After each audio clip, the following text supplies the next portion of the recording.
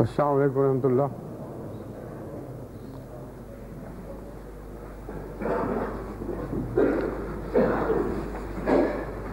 السلام علیکم ورحمۃ اللہ. اذان دے دیں.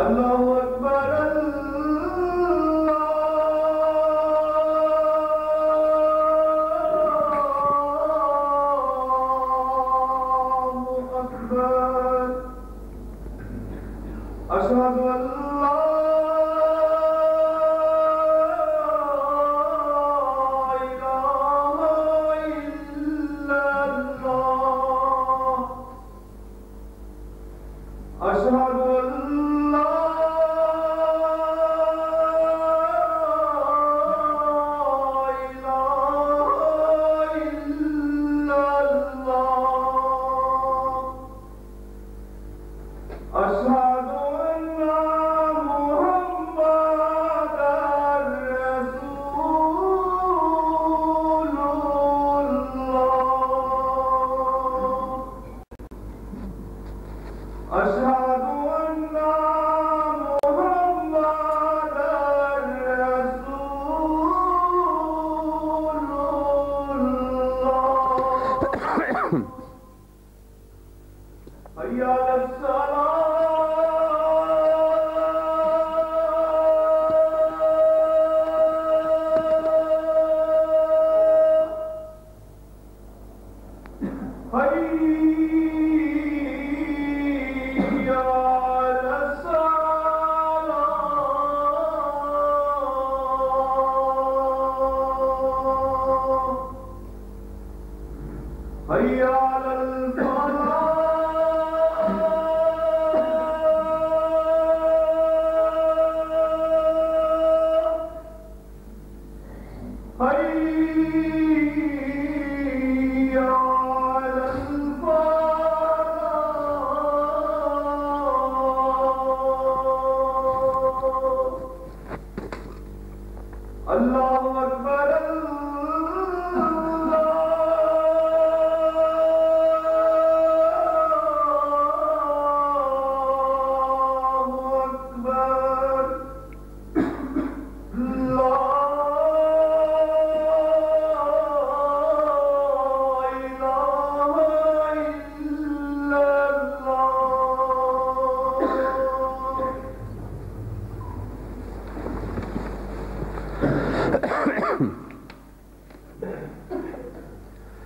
اشهد ان لا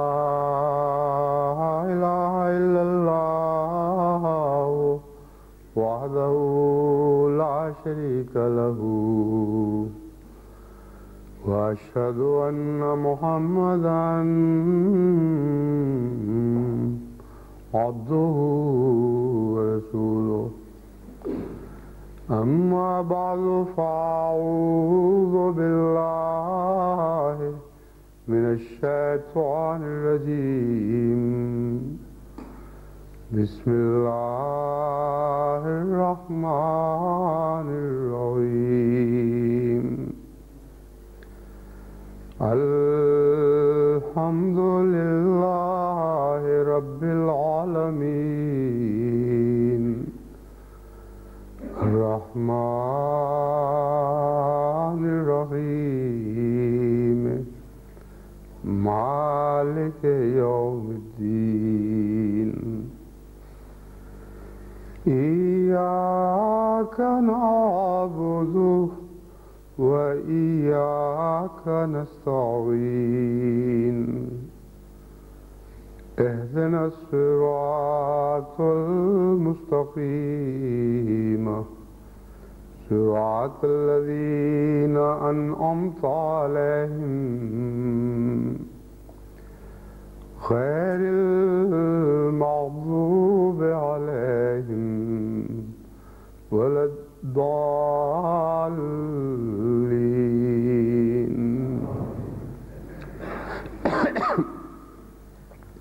الحمدللہ کہ قادیان کے تاریخی اور تاریخ ساز 100 سالہ جلسے میں شمولیت کے بعد ہمارا وفد خدا تعالیٰ کے فضل کے ساتھ بخیر و خوبی اس عارضی ادارِ ہجرت میں واپس پہنچ چکا ہے۔ یہ جلسہ بہت ہی مبارک تھا، بہت سی برکتیں لے کے آیا، بہت سی برکتیں حاصل کرنے والا تھا، اور میں یقین رکھتا ہوں کہ انشاءاللہ اس جلسے کی برکات اور اس کے بعد اترنے والے اللہ کے فضل ہماری اگلی صدی کے گھروں کو بھر دیں گے اور بہت دور رس نتائج اس کے ظاہر ہوں گے۔ اس سلسلے میں مختلف پہلوؤں سے میں جماعت کو آگاہ کر چکا ہوں کہ جماعت احمدیہ کی اس نئی صورتحال میں کیا کیا ذمہ داریاں ہیں۔ مختصراً بعض امور سے متعلق آج بھی میں اس مسئلے پر گفتگو کروں گا، لیکن اس سے پہلے میں ان تمام احباب جماعت کا شکریہ ادا کرنا چاہتا ہوں جنہوں نے اس جلسے کو کامیاب بنانے میں بھرپور محنت اور اخلاص اور لگن اور وفا کے ساتھ حصہ لیا اور غیر معمولی قربانی کا مظاہرہ کیا۔ کچھ کام کرنے والے تو ایسے تھے جو لمبے عرصے سے قادیان کے اس جلسے کو کامیاب بنانے کے لیے منصوبے بھی بنا رہے تھے، ان پر عمل درآمد کرنے میں بھی حصہ لے رہے تھے، اور کافی لمبے عرصے تک یہ خاموش خدمت اس جلسے کی کامیابی پر منتج ہوئی ہے۔ اور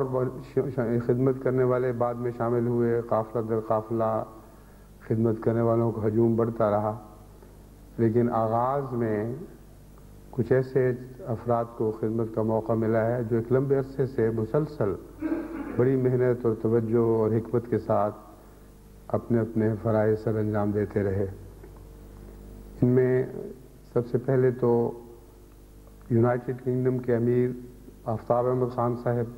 کا نام قابل ذکر ہے، ان کو بھی احباب اپنی دعا میں یاد رکھیں۔ بیرونی دنیا سے جس حد تک ہندوستان پر اثرات مترتب ہو سکتے تھے ان کو منظم کرنے میں اور ان کو بروئے کار لانے میں آفتاب خان صاحب نے بہت ہی غیر معمولی خدمت کی ہے۔ اس کے علاوہ مجھے یہاں مرکزی مددگار کی ضرورت تھی جو صاحب تجربہ بھی ہو اور دیگر کاموں سے الگ رہ کر مسلسل ہندوستان اور قادیان سے متعلق مسائل میں میری مدد کر سکے، مجھ سے ہدایات لے اور ان پر عمل درآمد کروائے۔ اس سلسلے میں بھی آفتاب احمد خان صاحب کو غیر معمولی مؤثر قابل تعریف خدمت کا موقع ملا اور میرا بہت سا بوجھ بٹ گیا اور مسائل آسان ہوئے۔ عام طور پر دیکھا گیا ہے کہ جب کسی کو بات سمجھائی جائے تو تجربہ کار آدمی بھی اس میں کہیں نہ کہیں سمجھنے میں غلطی کر جاتے ہیں اور بار بار پوچھنے اور نگرانی کے باوجود سقم رہ جاتے ہیں، لیکن خدا تعالیٰ نے آپ کے یونائٹڈ کنگڈم کے امیر صاحب کو یہ ملکہ عطا فرمایا ہے کہ وہ ایک ہی دفعہ بات سمجھ کر اس کے تمام پہلوؤں کو خوب اچھی طرح ذہن نشین کر لیتے ہیں اور پھر ان کو عمل درآمد کے سلسلے میں یاد دہانی کی ضرورت پیش نہیں آتی۔ اگر ان کاموں میں مجھے بار بار الجھنا پڑتا تو کام اتنا زیادہ تھا کہ میرے لیے مشکل پیش آ سکتی تھی، مگر خدا نے بہت فضل فرمایا اور ایک اچھا مددگار اور نصیر مجھے عطا کر دیا۔ پاکستان سے چودھری حمید اللہ صاحب اور میاں غلام احمد صاحب نے بڑے لمبے عرصے تک بہت محنت کی ہے اور قادیان جا کر وہاں کے مسائل کو سمجھا اور میری ہدایات کے مطابق ہر قسم کی تیاری میں بہت ہی عمدہ خدمات سر انجام دیے ہیں، ورنہ قادیان کی آبادی اتنی چھوٹی ہے، احمدی آبادی، کہ ان کے بس میں نہیں تھا کہ اتنے بڑے انتظام کو سنبھال سکتے۔ تمام مرد، زن، عورتیں، بچے ملا کر اس وقت کل 1800 کی تعداد میں قادیان میں درویش اور بعد میں آنے والے بس رہے ہیں، اور اتنا بڑا جلسہ جس میں تقریباً 24,000 مہمان شرکت کر رہے تھے، اسے سنبھالنا ان کے بس کی بات نہیں تھی، خصوصاً اس لیے بھی کہ قادیان کی وہ آبادی جو جو مرکزی حصے میں آباد ہے، اس کے پاس مکان بھی بہت تھوڑے ہیں، اور باہر سے آنے والے مہمانوں کے لیے، مختلف ممالک سے آنے والے مہمانوں کے لیے رہائش کی سہولتیں مہیا کرنا ان کے بس کی بات نہیں تھی۔ اس ضمن میں انگلستان ہی کے ایک اور مخلص خادم جو عبدالرشید صاحب آرکیٹیکٹ، اور ان کے ساتھیوں کا ذکر بھی ضروری ہے، ان کو بھی دعا میں یاد رکھنا چاہیے، کیونکہ تعمیری کاموں میں انہوں نے بہت ہی محنت سے اور شوق اور ولولے سے حصہ لیا ہے، بہت قیمتی وقت خرچ کر کے میری ہدایت پر قادیان بھی بار بار جاتے رہے، اور تعمیری منصوبہ بندی میں ان کو اور ان کے ساتھ ایسوسی ایشن کے ساتھیوں کو خدا کے فضل سے خاص خدمت کی توفیق ملی ہے۔ یہ کام ابھی جاری ہیں، اور قادیان میں جو تعمیری منصوبے ہیں یہ انشاءاللہ آئندہ کئی سالوں تک پھیلے رہیں گے اور کام بڑھتا رہے گا، اور میں امید رکھتا ہوں کہ جس اخلاص کے ساتھ پہلے تمام دنیا کے احمدیوں نے، جن کو انجینئرنگ سے تعلق ہے، خدمت میں حصہ لیا ہے، آئندہ بھی انشاءاللہ اللہ تعالیٰ ان کو توفیق عطا فرماتا رہے گا۔ قادیان کے ناظر صاحب اعلیٰ سرزادہ مرزا وسیم احمد صاحب اور ان کے ساتھی ناظروں اور نائب ناظروں نے بھی بہت لمبا عرصہ ان انتظامات کو مکمل کرنے میں بہت محنت سے کام لیا ہے، اور علاقے میں قادیان کے درویشوں کا جو نیک اثر ہے، اس کے نتیجے میں علاقے سے تعاون بھی بہت ملا ہے، اور وہ سب تعاون کرنے والے بھی ہماری شکریہ کے مستحق ہیں۔ ہندوستان کی حکومت نے بھی ہر طرح سے تعاون کیا، اور پنجاب کی حکومت نے بھی بہت ہی غیر معمولی تعاون کیا ہے، یہاں تک کہ تمام عرصہ جب تک میرا وہاں قیام رہا ہے، خواہ مختصر عرصے کے لیے تھوڑی دیر کے لیے کہیں جانا ہوتا تھا، تب بھی وہاں پولیس کے تھانے کے انچارج اور ان کے ساتھی بہت ہی مستعدی کے ساتھ آگے پیچھے ہر طرح نگرانی کرتے تھے، اور باہر نکلنے کی صورت میں جب قادیان سے باہر کچھ عرصے کے لیے جانا پڑا، چند گھنٹے کے لیے، اس وقت بھی کوئی 40-50 افراد پر مشتمل نفری پولیس کی تھی، جس میں جگہ جگہ کے ڈی ایس پی بھی شامل ہوتے رہے اور انسپیکٹر پولیس وغیرہ، بہت ہی مستعدی کے ساتھ اس طرح انہوں نے خدمت کا حق ادا کیا ہے جیسے کوئی احمدیت لگن کے ساتھ خود شوق سے حصہ لے رہا ہو۔ تو یہ ساری چیزیں ایسی ہیں جن میں صاف اللہ تعالیٰ کی تقدیر کار فرما دکھائی دیتی تھی۔ قادیان کے بوڑھوں، مردوں، عورتوں، بچوں نے تو اپنی طاقت کی آخری حدوں کو چھو لیا، جس حد تک ان کے لیے ممکن تھا انہوں نے خدمت کی، لیکن باہر سے جانے والوں نے بھی ماشاءاللہ ان کے کام کو آسان کرنے میں بھرپور حصہ لیا ہے۔ انگلستان کی جماعت کو بھی خدا نے توفیق بخشی، بہت ہی مستعد کارکن یہاں سے گئے ہیں اور مسلسل انتھک رنگ میں انہوں نے وہاں خدمت کی ہے۔ اسی طرح پاکستان سے کثرت کے ساتھ شامل ہونے والوں میں سے ایک بڑی تعداد کو بہت عمدہ اور قابل قدر خدمت کی توفیق ملی۔ اسی طرح ہندوستان کی جماعتوں میں سے دور دور سے آئے ہوئے مہمان بھی تھے اور میزبان بھی بن گئے تھے، اور ہر موقع پر جب بھی ان کی خدمت کی ضرورت پیش آئی ہے، انہوں نے بڑے شوق اور ولولے کے ساتھ اس میں حصہ لیا۔ اس سلسلے میں اڑیسہ کی جماعت، کرناٹک کی جماعت اور کیرلا کی جماعت، کشمیر کی جماعت، آندھرا پردیش کی جماعت، پنجاب کی اور دہلی کی جماعتیں خاص طور پر قابل ذکر ہیں۔ ان سب جماعتوں میں بہت ہی ولولہ اور جوش پایا جاتا ہے۔ دہلی کے قیام کے دوران چونکہ مقامی سیکورٹی کی ضروریات کے لیے دہلی کی جماعت میں کافی افراد نہیں تھے، اس لیے وہاں آندھرا پردیش کے نوجوانوں نے بہت ہی خدمت کی ہے۔ دہلی والوں نے بھی بھرپور حصہ لیا، اور اسی طرح کشمیر اور دوسری جگہوں سے آنے والے افراد کو بھی خدا نے توفیق بخشی۔ غرضی کے اس جلسے میں کام کرنے والے اور خادم اور مخدوم دونوں ہی ایک دوسرے کے ساتھ اس طرح مل جل گئے تھے کہ میرے اور تیرے کی تمیز ممکن نہیں رہی۔ ہر شخص میزبان بھی تھا اور مہمان بھی تھا، اور یہ ایک ایسا بھرپور جذبہ تھا جو میں سمجھتا ہوں کہ جماعت احمدیہ ہی کا اعجاز ہے۔ اور دنیا کے پردے میں ساری دنیا میں آپ تلاش کر کے دیکھ لیں، چراغ لے کر ڈھونڈیں، آپ کو ایسی جماعت کہیں نظر نہیں آئے گی جو خدا کے فضل کے ساتھ اس طرح گہرے باہمی محبت کے رشتوں میں منسلک ہو کہ خادم اور مخدوم کی تمیز اٹھ جائے، ہر شخص خادم بھی ہو اور ہر شخص مخدوم بھی ہو۔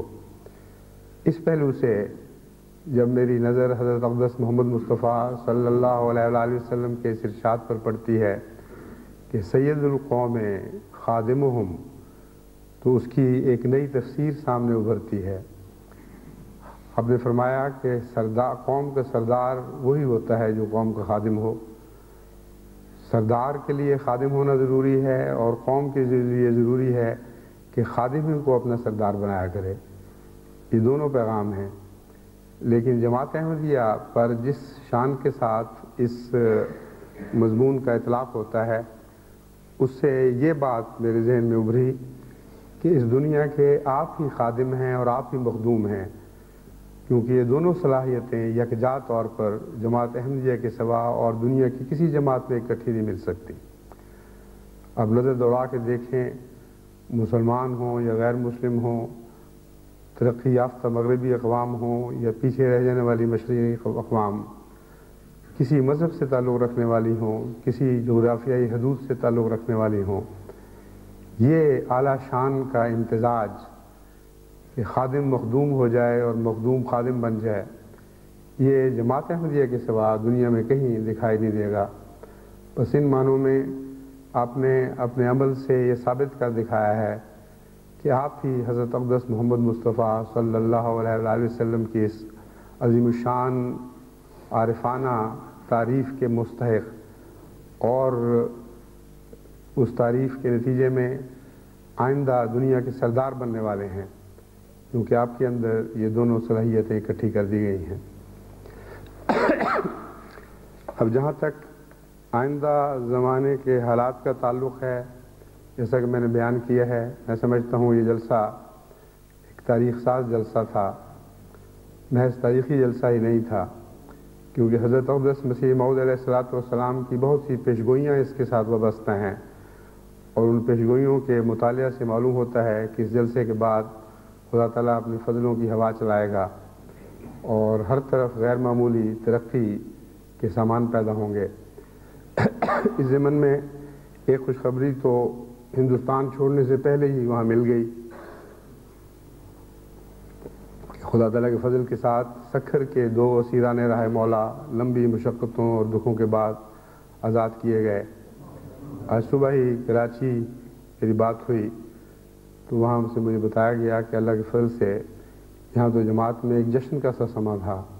اور بہت ہی عزت و محبت سے جماعت نے ان سے سلوک کیا اور غیر معمولی خوشیوں کے سامان تھے۔ تو یہ بھی اسی مقدس جلسے کی برکتوں میں سے ایک برکت ہے، اور اس یقین دہانی کے لیے کہ خدا کی طرف سے ایک خاص تقدیر کے طور پر یہ نشان ظاہر ہوا ہے، جب میں آج دفتر میں ڈاک دیکھنے گیا تو سندھ سے کوٹ علم دین سے آئے ہوئے خط میں ایک خواب درج تھی۔ یہ کوٹ علم دین کنڈری ضلع تھرپارکے کے قریب ایک گاؤں ہے، جہاں ابتدا میں کچھ احمدی ہوئے تھے، اور ان کے اخلاص کے وجہ سے اور غیر معمولی خواہش کے نتیجے میں کہ میں خود وہاں جاؤں، بہت پہلے کی بات ہے، میں گنڈی سے وہاں گیا، وہاں لمبی مجلس لگی اور اللہ کے فضل سے تقریباً سارے گاؤں کو ہی احمدیت میں شامل ہونے کی توفیق ملی۔ تو اس پہلو سے اس گاؤں کے ساتھ میرا خاص تعلق رہا ہے اور میں پوچھتا رہتا ہوں۔ تو جانے سے پہلے میں نے ایک خط لکھا تھا کسی احمدی دوست کو، وہاں پرانی باتیں یاد کرا کے اور بعض پرانے نام لے کے اپنے محبت بھرا پیغام بھیجا تھا۔ اس کے جواب میں ان کا خط آیا ہوا تھا اور خاص بات انہوں نے یہ لکھی کہ میں نے رویا میں دیکھا ہے کہ ہمارے سکھر کے اسیر آزاد ہو گئے ہیں اور اللہ کے فضل سے بہت خوشی کا سماں ہے اور میرے گھر بھی وہ تشریف لاتے ہیں۔ تو ایک ہی رویا ہے سارے ان خطوں میں، ایک مہینے کے خطوں میں، جن کا تعلق سکھر کے اسیروں کے ساتھ تھا، اور ساتھ انہوں نے دعا دی ہے کہ خدا کرے میری یہ رویا پوری ہو جائے۔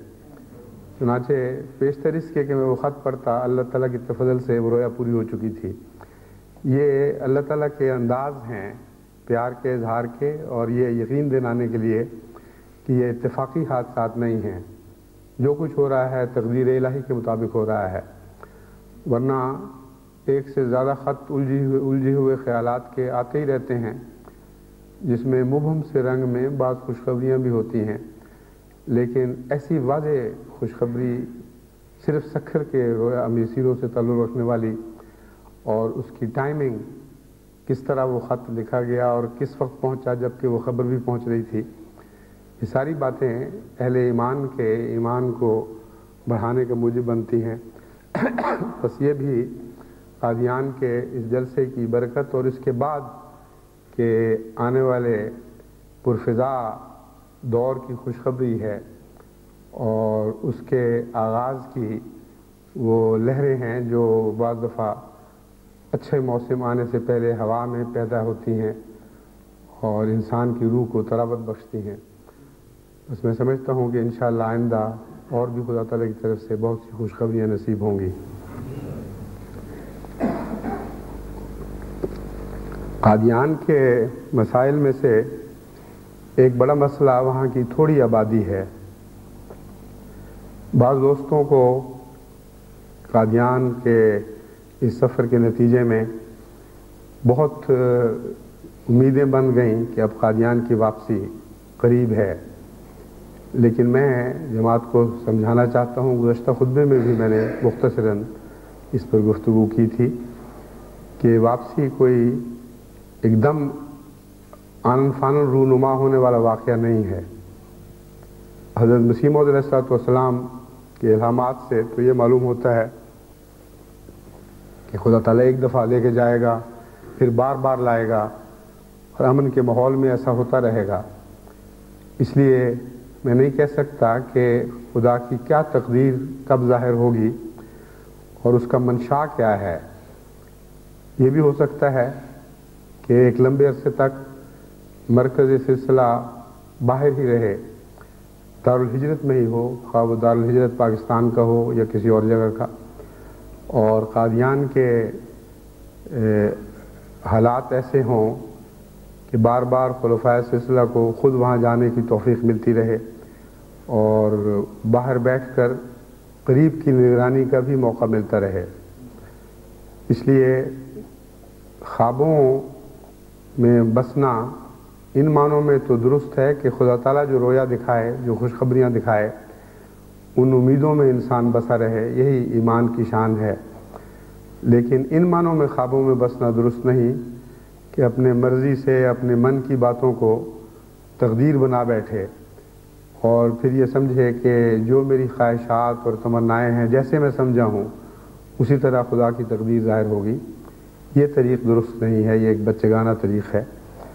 اس لیے سب سے پہلے تو جماعت کو اپنی امیدوں اور امنگوں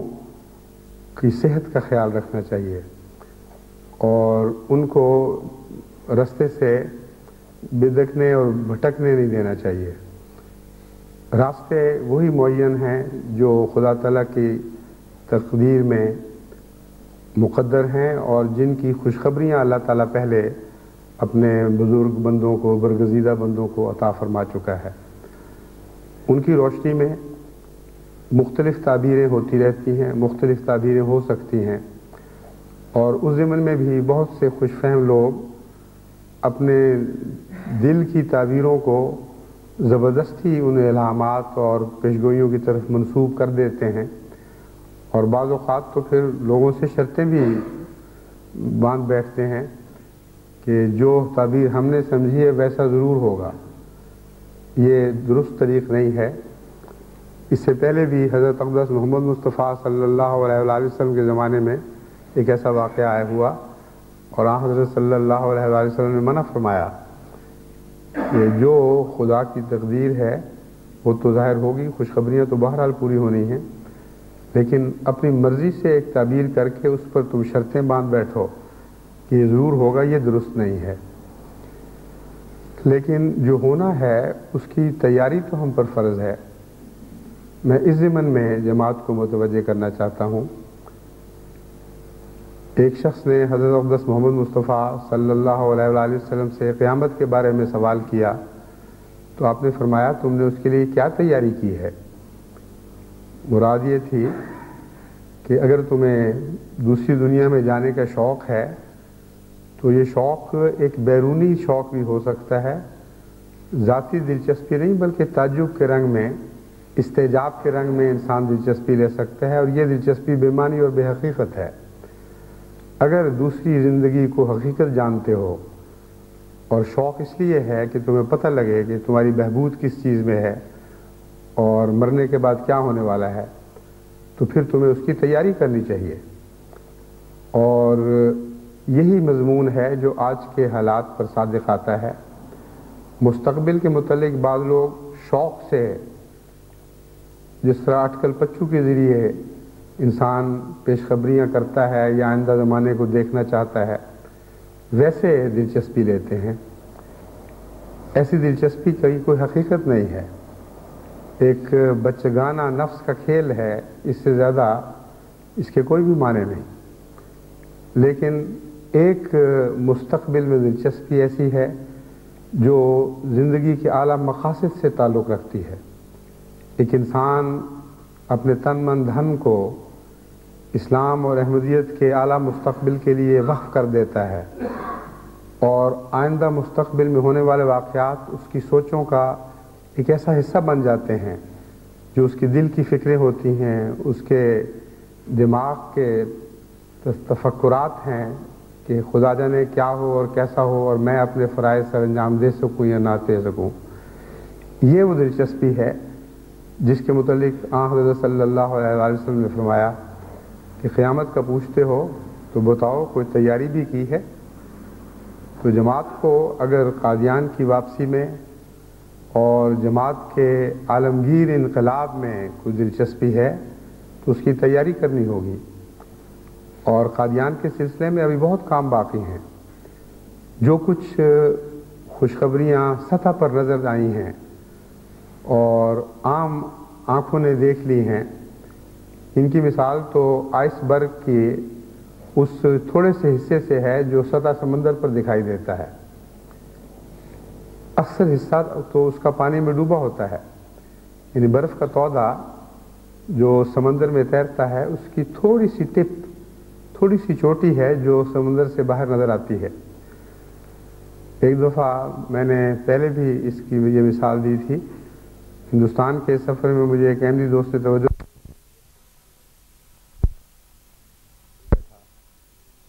میں ان کا ممنون ہوں کہ انہوں نے مجھے توجہ دلائی۔ 1 اور 3 کی نسبت نہیں ہے، بلکہ برف کی کثافت پانی کے مقابل پر جتنی کم ہے اسی نسبت سے اس کا ایک حصہ پانی سے اوپر نکلتا ہے، اور غالباً یہ 10 میں سے 1 حصہ باہر ہوتا ہے اور 9 حصے اندر، کیونکہ برف کی کثافت 0.9 ہے، یعنی پانی کی کثافت اگر 1 ہے تو برف 0.9 ہے،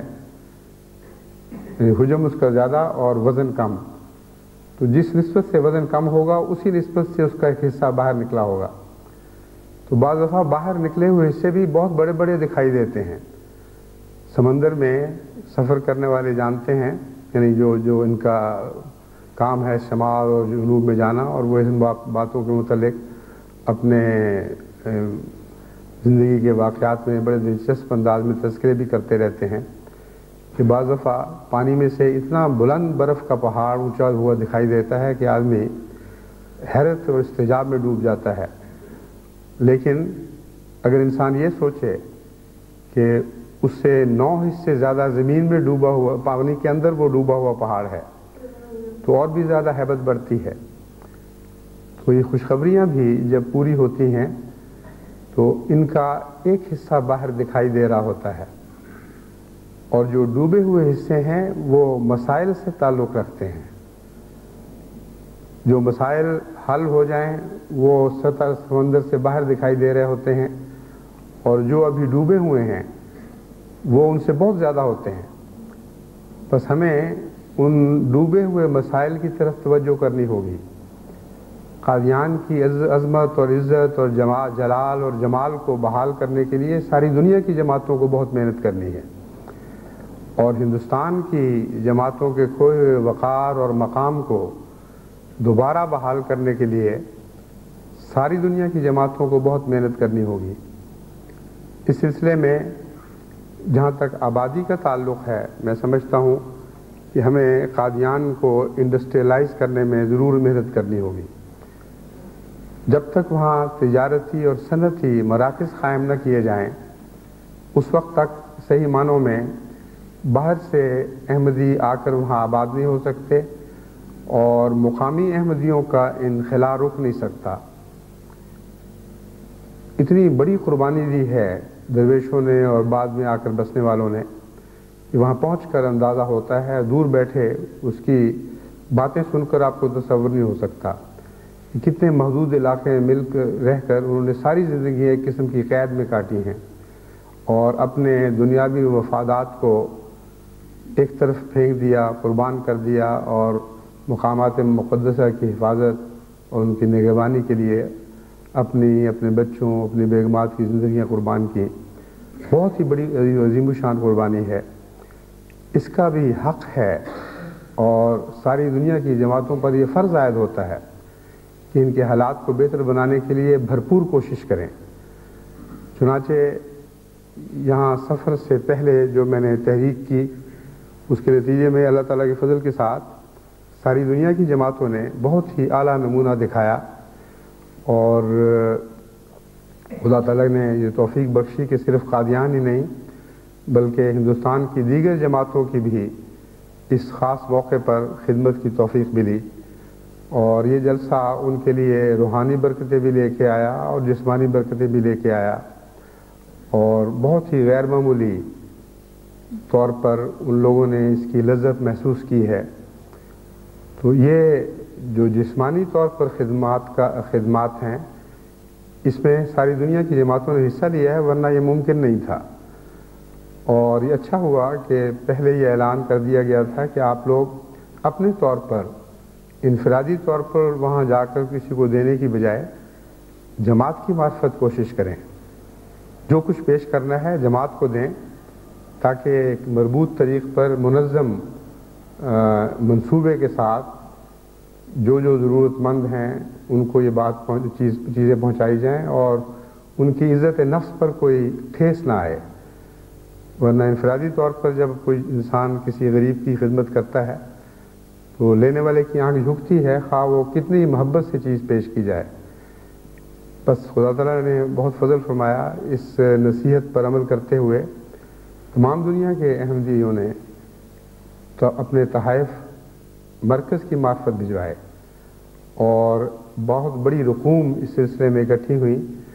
جن کے نتیجے میں جو بھی خدمت کی جا سکی ہے وہ ٹھوس ہے، اور مختلف رنگ کے مختلف طبقات کے حالات کو پیش نظر رکھتے ہوئے عارضی اور بعض دفعہ مستقل ضرورتیں پوری کرنے کے سامان مہیا ہوئے۔ آئندہ کے لیے میں سمجھتا ہوں کہ اس قسم کی امداد کی ضرورت کو ختم کرنا سب سے اہم خدمت ہے۔ امداد کرنا جب ضرورت ہو لازم ہے، اور یہ جماعت کے عالمی فرائض میں داخل ہے، لیکن قرآن کریم نے جو خدمت خلق کا اعلیٰ تصور پیش کیا ہے وہ یہ ہے کہ ضرورت اٹھا دو اور کسی شخص کو محتاج نہ رہنے دو، بجائے اس کے کہ وہ باہر مدد کے لیے دیکھتا رہے، وہ اس نظر سے باہر دیکھے کہ کون محتاج ہے جس کی وہ ضرورت پوری کرے۔ یہ وہ اعلیٰ شان کی خدمت کی تعلیم ہے جو قرآن کریم میں ملتی ہے اور جس پر حضرت اقدس محمد مصطفیٰ صلی اللہ علیہ وآلہ وسلم نے نہایت ہی حسین رنگ میں عمل کر کے دکھایا ہے۔ بس یہ دوسرا حصہ ہے جو میرے نزدیک بہت زیادہ اہمیت رکھتا ہے، اور عالمگیر جماعت احمدیہ کو اب اس طرف توجہ کرنی چاہیے۔ اس ضمن میں جو ہندوستان کے تاجر ہیں اور ہندوستان کے انڈسٹریلسٹ ہیں ان کے متعلق میں وہاں ہدایات دے آیا ہوں، وہ انشاءاللہ تعالی قادیان کی اقتصادی بحالی کے لیے پوری کوشش کریں گے، لیکن باہر کی دنیا سے بھی کثرت سے لوگ وہاں جا سکتے ہیں اور ہندوستانی قوانین کا لحاظ رکھتے ہوئے وہاں کئی قسم کی صنعتیں قائم کر سکتے ہیں۔ اس کی طرف آنے سے پہلے ایک رویا میں بھی اشارہ ہوا، جس کی اور بہت مبارک تعبیروں میں سے ایک یہ بھی تعبیر ہے کہ باہر کی دنیا کے صنعت کاروں اور صاحب حیثیت احمدیوں کو قادیان میں خدمت کی توفیق ملے گی۔ جس دن میں نے قادیان سے روانہ ہونا تھا اس صبح کو رویا میں دیکھا کہ چودھری شاہ نواز صاحب مرحوم مغفور بہت ہی اچھی صحت میں اور بہت خوبصورت دکھائی دینے والے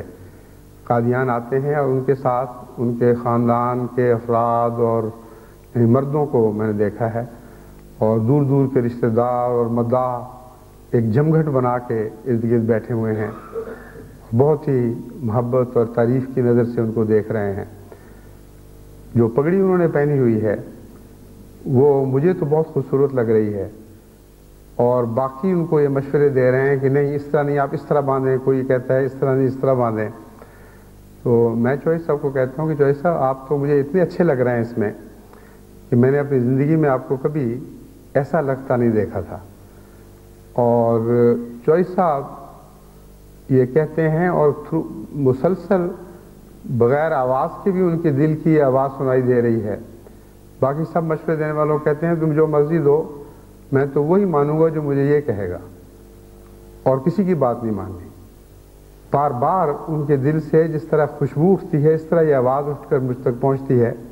اور میں بھی بڑے اطمینان اور محبت سے ان کو دیکھتا ہوں کہ اللہ نے خاص اخلاص ان کو بخشا ہے۔ قطعاً کوئی پرواہ نہیں کر رہا ہے کہ کتنے مداح ہیں، کس طرح تعریفیں کر رہے ہیں اور کیسے کیسے مشورے دے رہے ہیں، اور کیا یہی کہتے جا رہے ہیں کہ میں تو وہی مانوں گا جو یہ کہے گا۔ چنانچہ اس کی اور بہت سی مبارک تعبیریں ہیں، ان میں ایک یہ بھی ہے کہ باہر کے احمدی انڈسٹریلسٹ کو قادیان جا کر خدمت کی توفیق ملے گی، اور دوسرے اس میں یہ پیغام ہے کہ برکت اسی میں ہوگی جو خلیفہ کی مرضی کے متحد کام ہو، اس کی خوشنودی کے مطابق ہو، اور اپنے طور پر یا اپنے حواشی وغیرہ کے ساتھ ان کے مشوروں پر چل کر اگر خود کو کوشش کرو گے تو وہ خدا کے نزدیک مقبول کوشش نہیں ہوگی۔ بس یہ ایک تعبیر ہے جو میں سمجھتا ہوں کہ اس مضمون سے تعلق رکھتی ہے جو میں بیان کر رہا ہوں، اور تمام دنیا کے احمدی تاجروں اور صنعت کاروں کو میں نصیحت کرتا ہوں کہ اگر اس نیت سے کہ قادیان جو حضرت اقدس مسیح موعود علیہ السلام کی پیدائش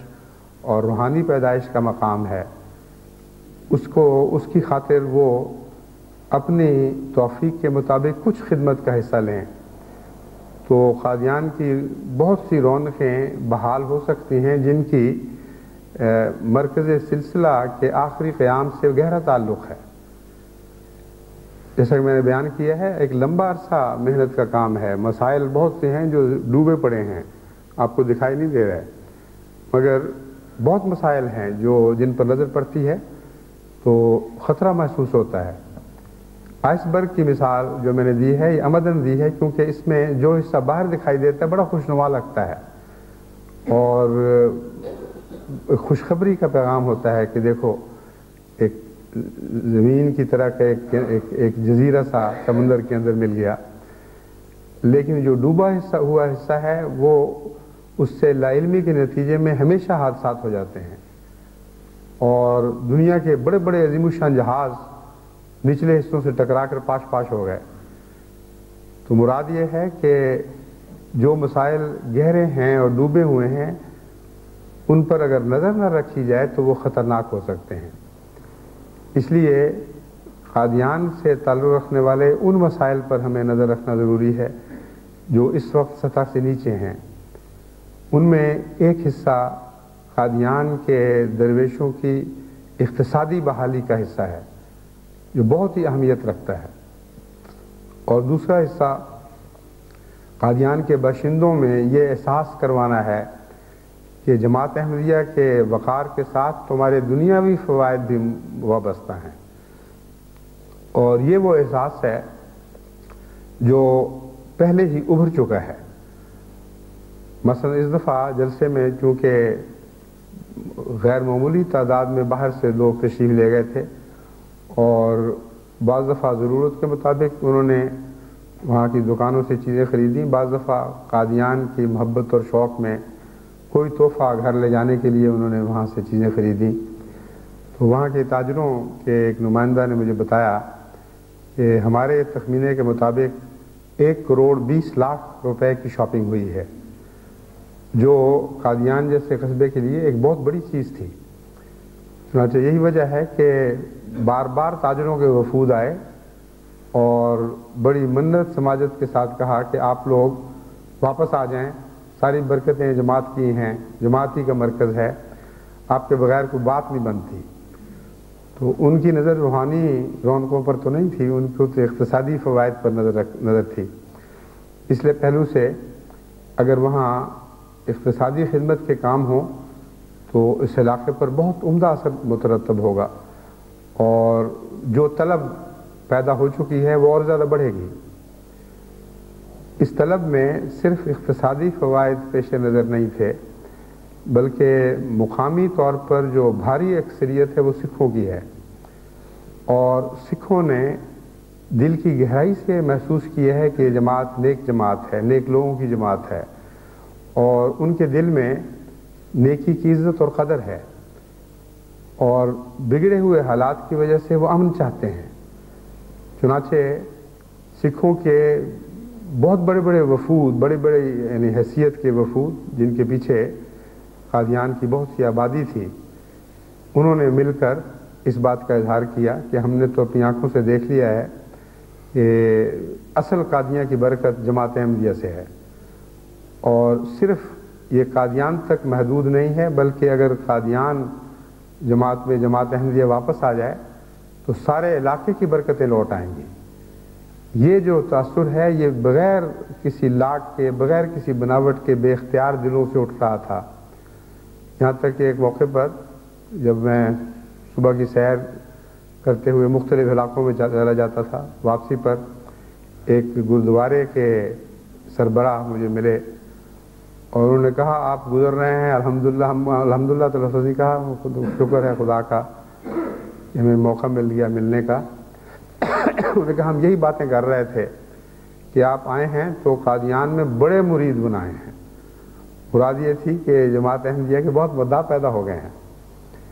اور ایک وفد نے تو یہ کہا کہ ہم تو جماعت احمدیہ کے ساتھ ایسا تعلق رکھتے ہیں کہ ہمیں یہاں کے لوگ آدھا احمدی کہتے ہیں، لیکن سچی بات یہ ہے کہ ہم پورے احمدی ہیں۔ تو یہ جو خدا تعالیٰ نے تائید کی ہوائیں چلائی ہیں،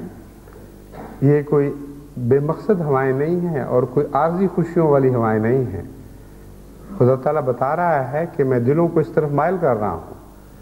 اور ان کو مستقل باندھنے کے لیے اب تمہیں محنت کرنی ہوگی اور کوشش کرنی ہوگی،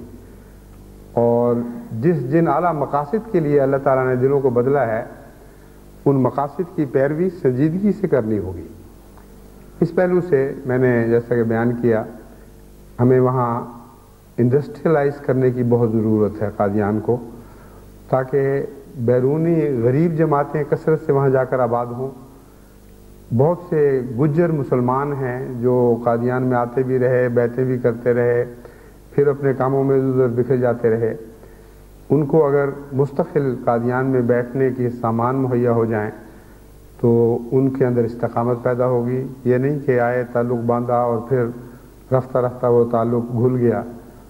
بلکہ مستقل مستحکم تعلق پیدا ہوگا. تو اس طرح قادیان کی احمدی آبادی بڑھنے سے اللہ تعالیٰ کے فضل سے اس کی مرکزیت کے مرتبے اور مقام میں رفعت پیدا ہوگی اور ایک وزن پیدا ہو جائے گا. اس کے نتیجے میں اور بھی زیادہ علاقہ ایسی نظروں سے جماعت کو دیکھے گا کہ جیسے ہر وقت منتظر ہیں کہ کب آؤ اور برکتیں واپس لے کر آؤ. یہ جو احساس ہے یہ اتنا سنجیدہ احساس ہے اور اس تیزی سے وہاں ترقی کیا ہے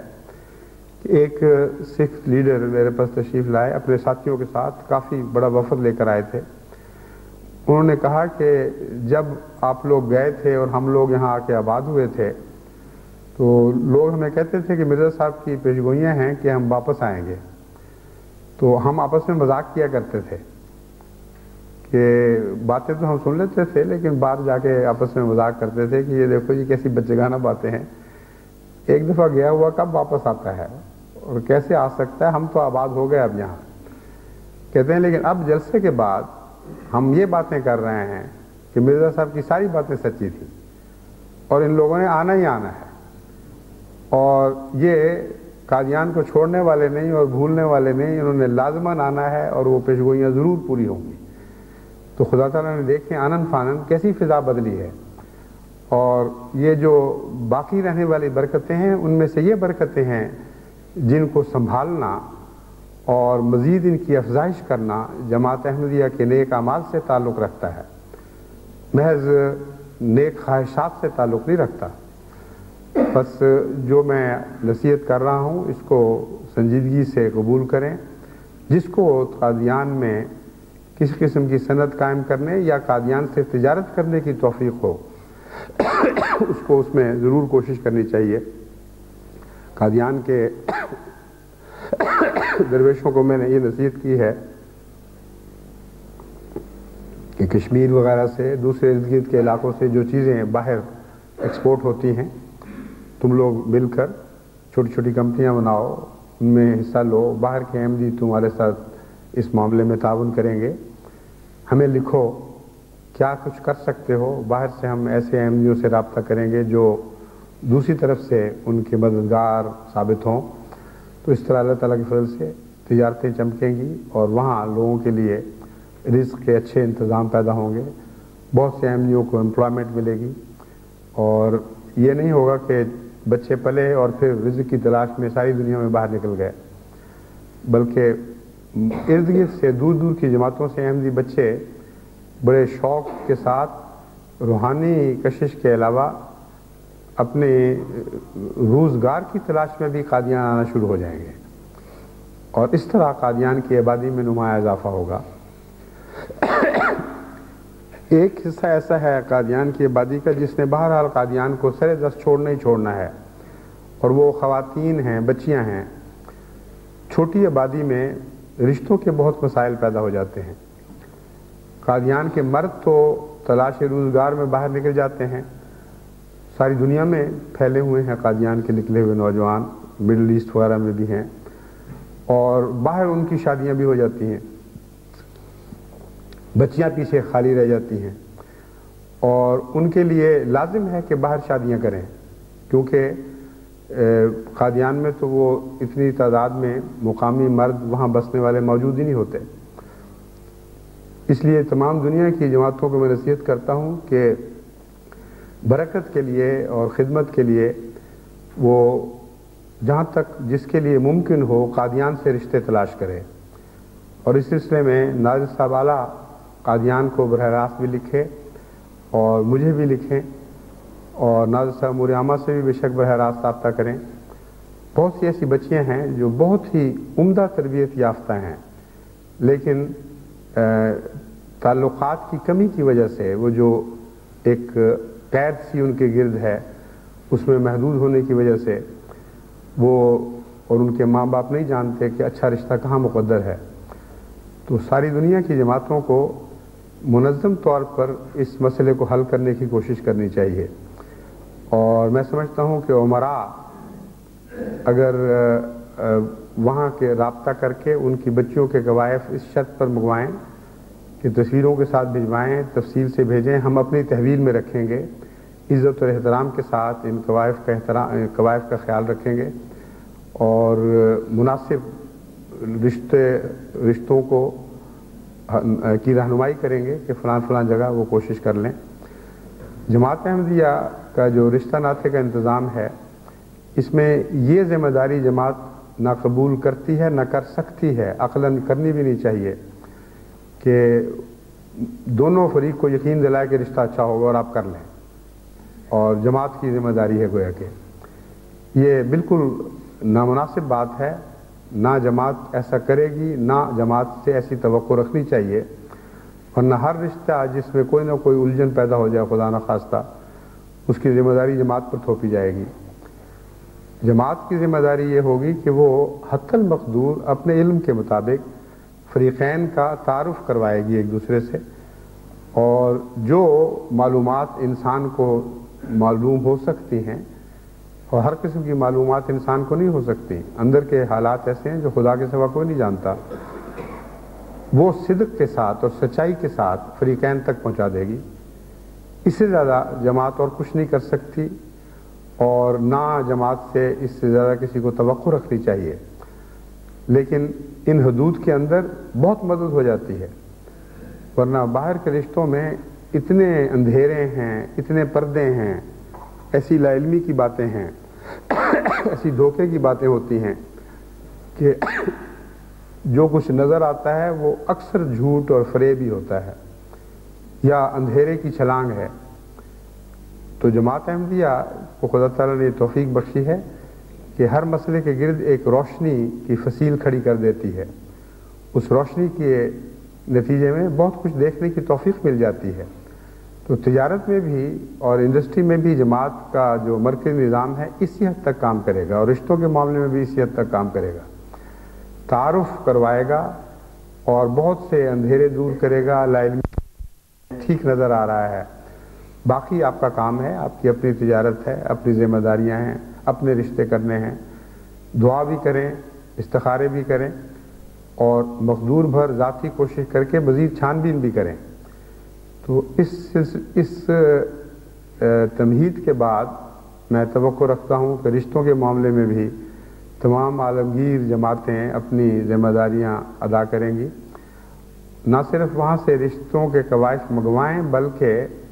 اپنے ہاں کچھ ایسے لوگ جو بعض بڑی عمر کو پہنچ جاتے ہیں، ان کے نام اور تصویریں اور قوائف بھی قادیان بھجوائیں، اور درمیانی عمر کے اچھے رشتے بھی، کیونکہ ضروری نہیں کہ ساری بچیوں کی عمریں بڑی ہو رہی ہوں، چند کی ہو رہی ہیں. باقی اکثر ایسی ہیں جو اچھی تعلیم یافتہ، سلجھی ہوئی، ہر لحاظ سے خدا تعالیٰ کے فضل سے نوک پلک سے درست اور شادی کی عمر میں ہیں. تو ان کے ایسے لڑکوں کے قوائف بھی بھجوائیں جن کو قادیان میں شادی کی خواہش ہو، اور وہاں والے بھی ان کو دیکھیں، ان کی تصویریں، ان کے قوائف جان کے تو رابطے قائم کرنا شروع کریں. اس سے اگلا جو قدم ہے اس کا رشتوں سے ایک تعلق ہے، اس لیے میں اب اسے بعد میں بیان کرتا ہوں. بہت سے احمدی دوستوں نے جلسے کے بعد اس خواہش کا اظہار کیا کہ وہ قادیان میں جائیداد بنائیں، مکانات خریدیں اور دوسری جائیداد بنائیں، تاکہ جلسہ کے دنوں میں جو تنگی محسوس ہوئی تھی وہ آئندہ نسبتاً کم محسوس ہو، جس حد تک ہو سکے ٹھہرنے والوں کے لیے فراخی میسر آئے. اور وہ خواہش یہ رکھتے تھے کہ بے شک انجمن کے نام پر لے لی جائے، روپیہ وہ بھیجیں گے اور سارا سال انجمن استعمال کرے، جب ہم جلسے پر آئیں تو ہمیں بھی اور ہمارے مہمانوں کو بھی وہاں ٹھہرنے کی سہولت ملے. یہ تجویز اچھی ہے. قادیان کی بحالی کے سلسلے میں یہ بھی ضروری ہے کہ ہم وہاں کثرت سے جائیدادیں بنائیں، لیکن اس ضمن میں جو ملکی قوانین ہیں ان کو بہرحال پیش نظر رکھنا ہوگا، اس کا ہم مطالعہ کرتے ہیں. کروا رہے ہیں یعنی، اور انشاءاللہ جماعت کی رہنمائی ہوگی. لیکن ایک رستہ ایسا ہے جس کا رشتوں سے تعلق ہے. جس شخص کی شادی قادیان میں یا بھارت کی جماعتوں میں ہو جائے،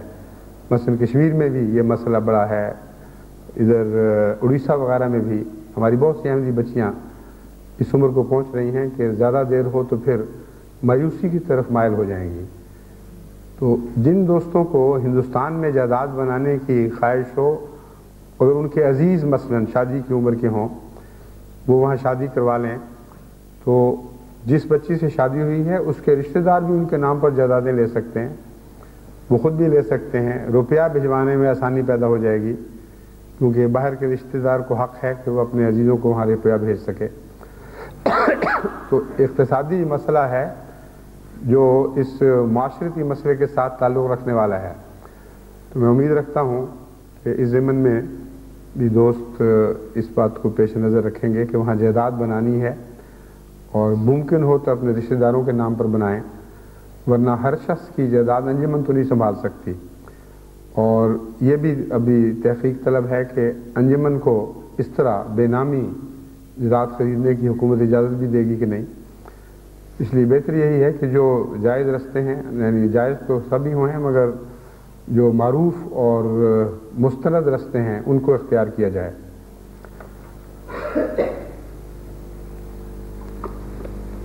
زمینیں خریدنے کے سلسلے میں ایک میں نصیحت کرنا چاہتا ہوں کہ بعض لوگ اپنے تعلقات کے پیش نظر پھرا کر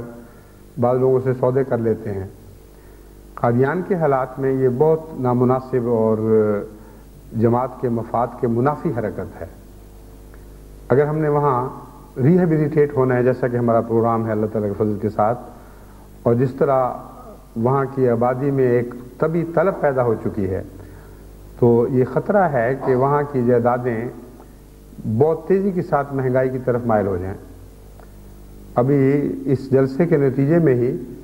قادیان میں قیمتیں عام ہندوستان کی قیمتوں سے 1.5 گنا بڑھ گئی تھیں. وہی چیزیں جو ہم قادیان میں 150 روپے کی لے رہے تھے، دلی میں 100 کی مل رہی تھیں، امرتسر میں بھی اسی قیمت پر. تو اگر یہ جائیدادوں کی طرف رجحان ہوا جیسا کہ ہونا ہے، اور ابھی سے آثار ظاہر ہیں، تو بے ہنگم طریق پر جائیدادیں خریدنے کے نتیجے میں جماعت کو بہت مالی نقصان پہنچے گا، اور مرکزی مفادات کو بھی نقصان پہنچے گا. انفرادی طور پر بھی ہر شخص نقصان اٹھائے گا. ایک آدمی چلاکی کر رہا ہے اپنی طرف سے کہ میں جلدی سے سودا کر لوں، بعد میں قیمتیں بڑھ جائیں گی. تو دراصل اس کی اس عجلت کے پیچھے ایک بدنیت ہی کار فرما ہوتی ہے. بدنیت ہی یا خود غرضی کہہ لیں. خالصتاً نیکی نہیں ہوتی جائیداد خریدنے میں، بلکہ یہ ہوتا ہے کہ اس وقت ہے میں لے لوں، کل کو جب مہنگائی بڑھے گی اور لوگوں میں طلب پیدا ہوگی تو اس زمین کا ایک حصہ میں بیچ کر تو بہت منافع حاصل کر کے دوسرے حصے پر اپنا مکان آسانی سے بنا سکتا ہوں. اسے بدنیتی نہ کہیں، لیکن خالص نیکی نہ رہی، بلکہ کچھ اغراض نفس بھی شامل ہو گئیں. اور اس کے نتیجے میں اس نے یہ نہیں سوچا کہ اگر میں اس طرح کھلی مارکیٹ میں جا کر قیمتیں خراب کرنے لگوں تو کل کو آنے والے میرے بھائیوں کو بڑا نقصان پہنچے گا. جماعت نے جو بڑی وسیع رقبوں کی زمینیں حاصل کرنی ہیں، اور آئندہ جو ہمارے منصوبے ہیں ان کے لیے ضروری ہے کہ جماعت کے پاس کثرت سے وہاں زمینیں ہوں، اور تاکہ ان میں مرکزی منصوبوں پر عمل درآمد ہو سکے. ان کو بڑا شدید نقصان پہنچے گا. جو 1 لاکھ روپے کی چیز آج مل رہی ہے وہ دیکھتے دیکھتے 1.5 لاکھ 2 لاکھ 3 لاکھ کی ہو جائے گی. تو وہی جماعتیں جو باہر سے قربانی کر رہی ہیں ان کی قیمت خرید گویا کہ 1/3 رہ جائے گی، 1/3 مثلا. اور نقصان بھی پہنچانے والے بھی وہی باہر کے لوگ ہوں گے جو ایک طرف جماعت کی معرفت چندے بھی بھیج رہے ہیں، دوسری طرف ان چندوں کو ملیا میٹ کرنے کے بھی انتظام کر رہے ہیں. اس لیے یہ یاد رکھیں کہ کوئی شخص براہ راست وہاں کوئی سودا نہیں کرے گا. وہاں میں انجمن کو ہدایات دے آیا ہوں کہ جس نے سودا کرنا ہے وہ آپ کو لکھے یا مجھے لکھے، اور ہم ان کی خاطر تلاش کر کے مناسب قیمتوں پر جگہ ڈھونڈ کے دیں گے بغیر کسی منافع کے. آگے ان کا کام ہے وہ پسند کریں یہ جگہ لینی ہے فلاں جگہ لینی ہے،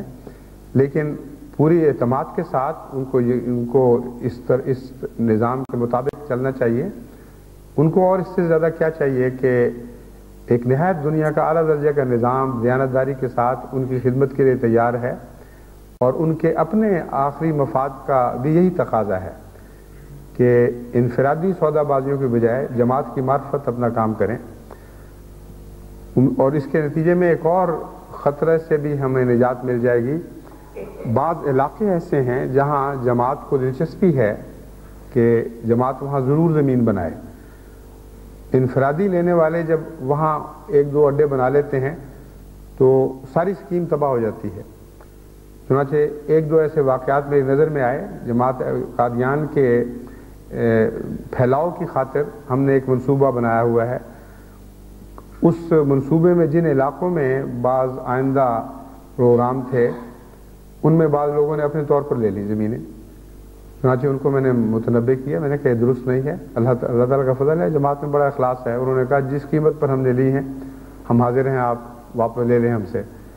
یا چاہیں تو اس کے متبادل ہمیں کوئی جگہ دے دیں۔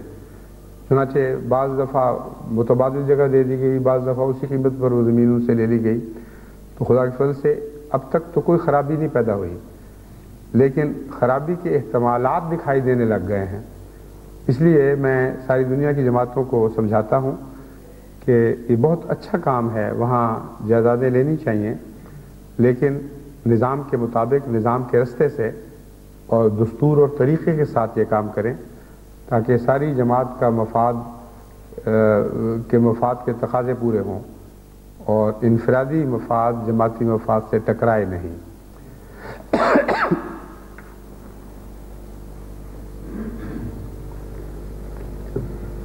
اب چونکہ وقت زیادہ ہو رہا ہے اس لیے ایک بات صرف آخری ایک شکریہ ادا کرنا چاہتا ہوں، اس کے بعد آج کے خطبے کو ختم کروں گا۔ وہاں کی سکھ آبادی نے جس محبت کا سلوک کیا ہے اس میں ایک خاص پہلو یہ تھا کہ اپنے مکانات پیش کیے، اور بعض لوگوں کو جب یہ خبریں ملیں کہ غیر احمدی آبادی میں بھی مہمان ٹھہرائے جا رہے ہیں تو بڑے ذوق شوق سے وہاں دوڑتے ہوئے آئے۔ بعض لوگ رات ٹھہرے رہے 12 1 2 بجے تک، جب تک قافلے آ نہیں گئے کہ ہم اس وقت جائیں گے جب آپ ہمارے حصے کے مہمان دو گے۔ اور بعض ایسے خاندان جنہوں نے مہمان اپنے گھر ٹھہرائے تھے انہوں نے بعد میں ملاقاتیں کی اور انہوں نے کہا کہ ہمیں ایسا سرور آیا ہے، ایسا لطف آیا ہے کہ کبھی زندگی میں ایسا مزہ نہیں آیا تھا۔ ایک کمرے میں ہم سب اکٹھے ہو گئے اور سارا گھر مہمانوں کو دے دیا، اور مہمانوں نے بھی ہم سے ایسے محبت کا سلوک کیا ہے کہ یوں لگتا ہے کہ جیسے صدیوں کے آشنا ہوں، بچپن سے اکٹھے رہے ہوں۔ تو یہ جو تحریک کی تھی یہ خاص طور پر اسی نیت سے کی گئی تھی۔ قادیان کو میں نے لکھا تھا کہ آپ کے پاس ساری محنتوں کے باوجود، کوششوں کے باوجود ابھی بھی مہمانوں کو ٹھہرانے کی جگہ نہیں ہے۔ آپ غیر مسلموں خصوصاً سکھوں تک پہنچیں اور ان سے کہیں کہ قادیاں کے مہمان ہیں، تم بھی قادیاں کے باشندے ہو، اس میں حصہ لو۔ اس کا فائدہ یہ ہوگا کہ دونوں طرف کے وسیع تعلقات ہوں گے، اور قادیان کی واپسی کا صرف اس چھوٹے سے حصے سے تعلق نہیں ہے جو اس وقت ہمارے قبضے میں ہے،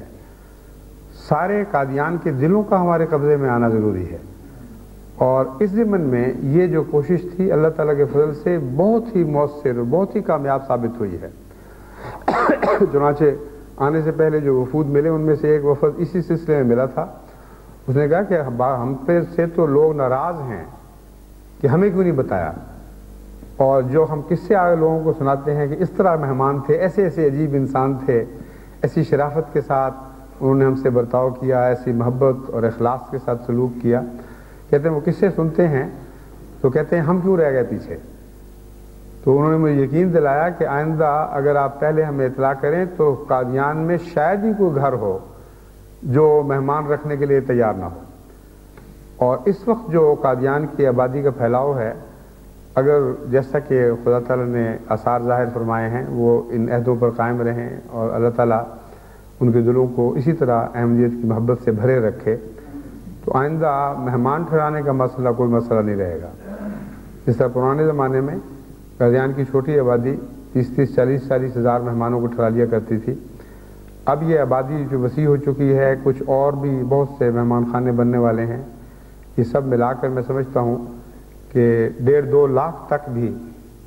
وہاں مہمانوں کو ٹھہرانے کا انتظام ہو سکتا ہے۔ اس کے لیے تیاری کا جتنا وقت چاہیے اسی نسبت سے اللہ تعالیٰ ہماری توفیق بڑھا رہا ہے۔ اس دفعہ ہم نے خواہش کی تھی 50,000 تک حکومت ہندوستان اجازت دے دے، مگر تجربے نے بتایا کہ 50,000 کی ہمارے اندر توفیق نہیں تھی، نہیں سنبھال سکتے تھے۔ یعنی پوری کوشش کے باوجود سارے کارکن مل کر بھی کام کرتے، تب بھی وہ وہاں کے قادیان کے حالات ایسے ابھی نہیں ہیں کہ جماعت احمدیہ قادیان میں اتنے مہمان ٹھہرا سکے،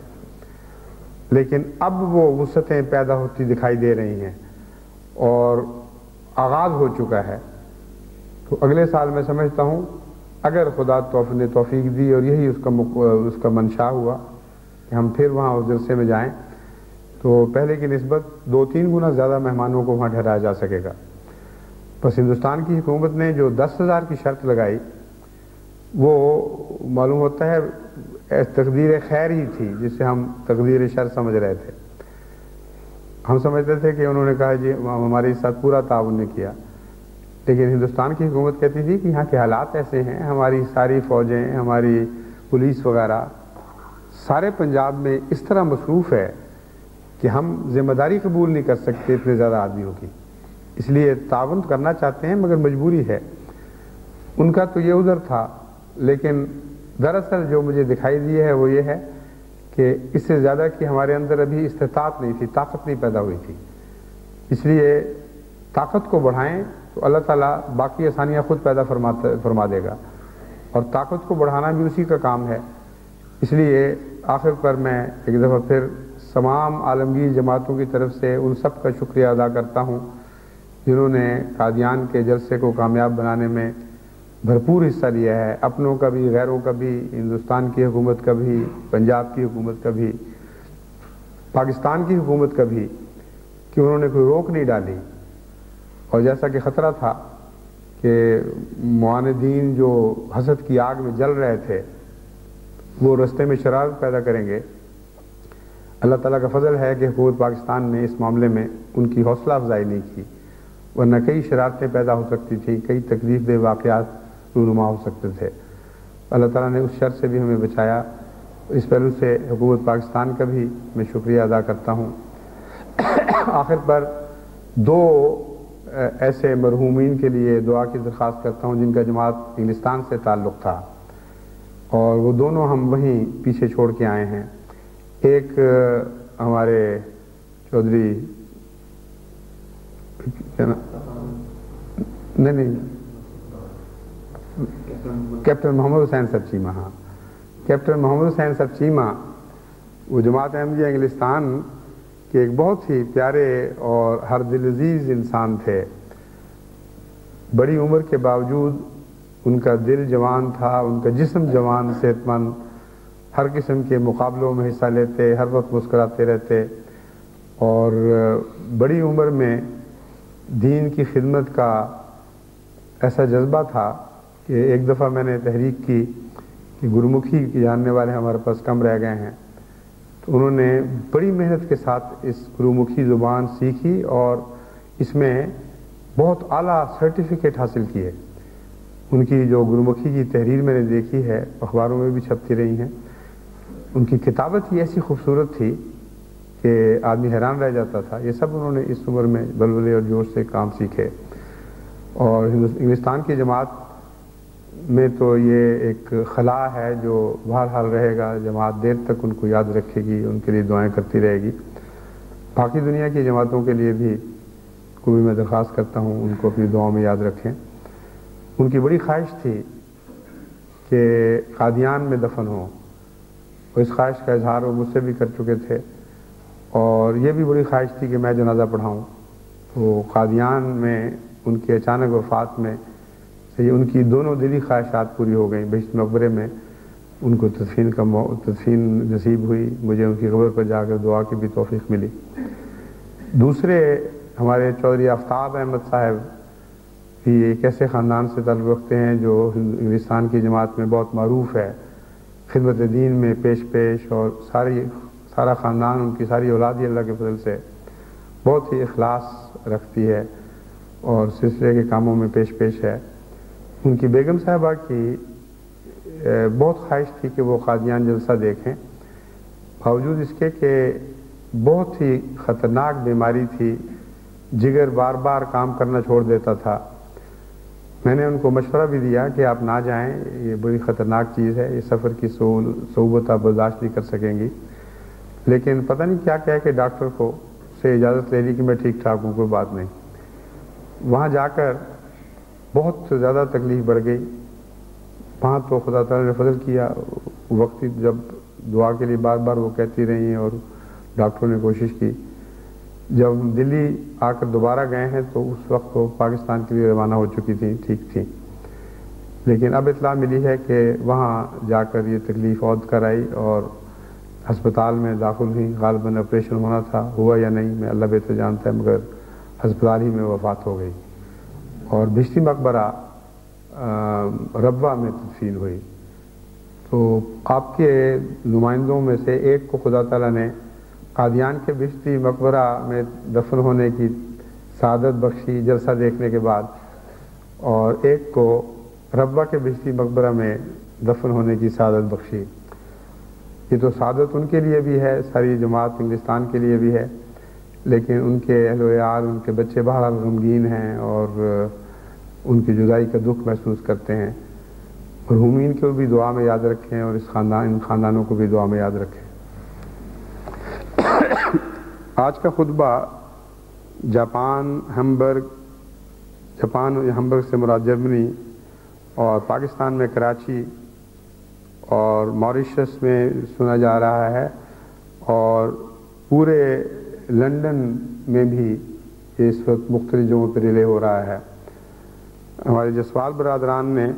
ماشاءاللہ یہ بہت ہی عمدہ انتظام کیا ہے، اور قادیان میں بھی ان بھائیوں کو غیر معمولی خدمت کی توفیق ملی ہے۔ اگر یہ ہمت نہ کرتے، بہت ہی محنت اور کوشش سے کام نہ لیتے، تو وہاں کے خطبات یہاں سنائی نہیں دیے جا سکتے تھے۔ ایسے آلے ساتھ لے کے گئے جس پہ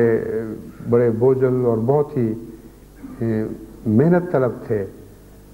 ان کو وہاں جا کے انسٹال کیا، وہاں سارا انتظام سنبھالا۔ تو اللہ تعالیٰ نے جماعت انگلستان کو یہ بھی ایک سعادت بخشی ہے جلسے کے موقع پر کہ ان کے کارکنوں میں سے جسوال برادران کو غیر معمولی تاریخی خدمت کی توفیق بخشی ہے۔ اللہ ان کو بھی جزائے خیر عطا فرمائے۔ ان سب جماعتوں کو جو سن رہی ہیں خطبہ، ان کو میں جون صاحب UK کی جماعت کی طرف سے اور اپنی طرف سے السلام علیکم ورحمۃ اللہ وبرکاتہ کا پیغام دیتا ہوں۔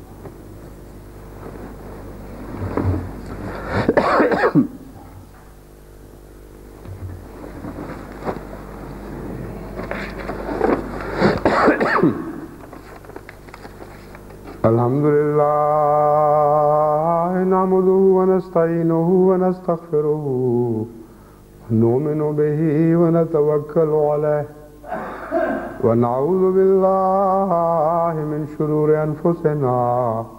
ومن سیئات اعمالنا من یهدہ اللہ فلا مضل له ومن يضلله فلا هادي له ونشهد أن لا إله إلا الله وحده لا شريك له ونشهد أن محمدا عبده ورسوله عباد الله رحمكم الله ان اللہ یامر بالعدل والإحسان وإیتاء ذی القربى وینہی عن الفحشاء والمنکر والبغی یعظکم لعلکم تذکرون